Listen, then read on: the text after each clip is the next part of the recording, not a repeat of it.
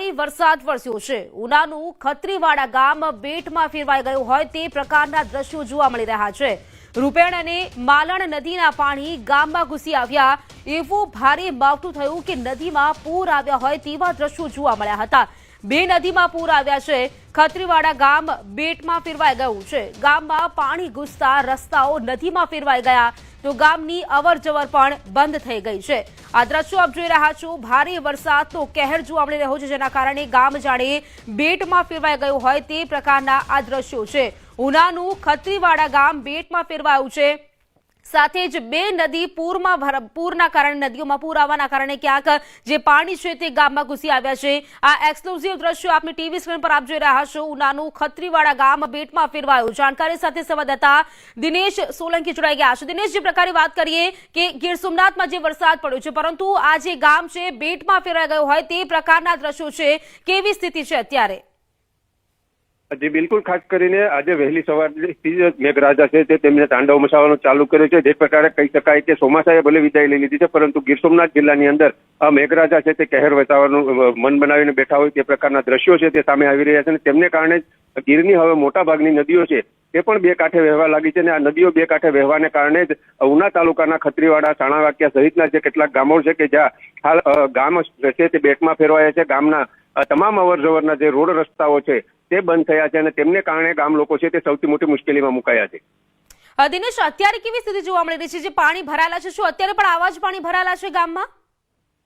જી બિલકુલ, હાલ અત્યારની જો વાત કરવામાં આવે તો અત્યારે પણ આ તમામ જે ગામો છે તેમની અંદર આ જ પ્રકારની પરિસ્થિતિ છે, કારણ કે ગીર જંગલની અંદર પણ અવિરત ધોધમાર વરસાદ છે તે વરસી રહ્યો છે અને તે વરસાદને કારણે નદીઓ છે તે બે કાંઠે વહી રહી છે અને આ નદીઓ બે કાંઠે વહેવાને કારણે પાણીનો પ્રવાહ છે તે સતત ને સતત વધવામાં છે। બિલકુલ દિનેશ, આપ જોડાયેલા રહેજો। તો વાત કરીએ ગીર સોમનાથ જિલ્લામાં માવઠાએ જાણે તબાહી મચાવી દીધી હોય તેવા દ્રશ્યો જોવા મળી રહ્યા છે। ગીર ગઢડાનું શાણા ડુંગર ગામ સંપર્ક વિહોણું થઈ ગયું છે। રૂપેણ નદી બે કાંઠે વહેતા ગામનો સંપર્ક તૂટી ગયો છે અને ગામમાં અવરજવર માટેના તમામ રસ્તાઓ પર નદીના પાણી વહેવા લાગ્યા છે। ગીર જંગલમાં ધોધમાર વરસાદના કારણે નદી બે કાંઠે વહી છે, તો પણ ગીરમાં કમોસમી વરસાદનો કહેર છે તે અવિરતપણે ચાલુ જોવા મળી રહ્યો છે। રૂપેણ નદી પણ બે કાંઠે વહી છે। જાણકારી મેળવીશું, સંવાદદાતા દિનેશ જોડાયેલા છે મારી સાથે। દિનેશ, વાત કરીએ, ગામ સંપર્ક વિહોણું બન્યું છે, નદી બે કાંઠે થઈ છે, શું સ્થિતિ?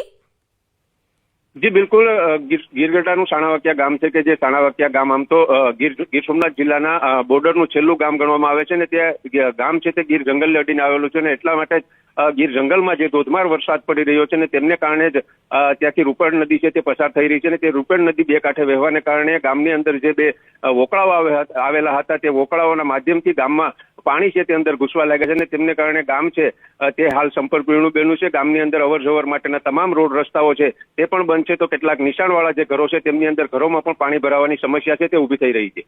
દિનેશ, જે પ્રકારે વરસાદ વરસ્યો છે, નદી બે કાંઠે વહી રહી છે, જે પ્રકારે કમોસમી અવિરત આવી રીતે વરસાદ ચાલુ રહ્યો તો પછી ગામની સ્થિતિ કેવી થશે? કારણ કે અત્યારે જ ગામ સંપર્ક વિહોણું થઈ ગયું છે। જી બિલકુલ, હજુ પણ કહી શકાય કે આમ તો છેલ્લા બે દિવસથી ગીરની અંદર ધોધમાર વરસાદ વરસી રહ્યો છે, પરંતુ વહેલી સવારથી સતત અનરાધાર કમોસમી વરસાદને લઈ અને ગીરની જે કેટલીક નદીઓ છે તે હવે બે કાંઠે વહેવા લાગી છે અને તેમને કારણે હજુ પણ આ જે ગામડાઓ છે તેમની સ્થિતિ છે તે વધુ વણસી શકે છે। બિલકુલ, આભાર આપનું જાણકારી આપવા માટે।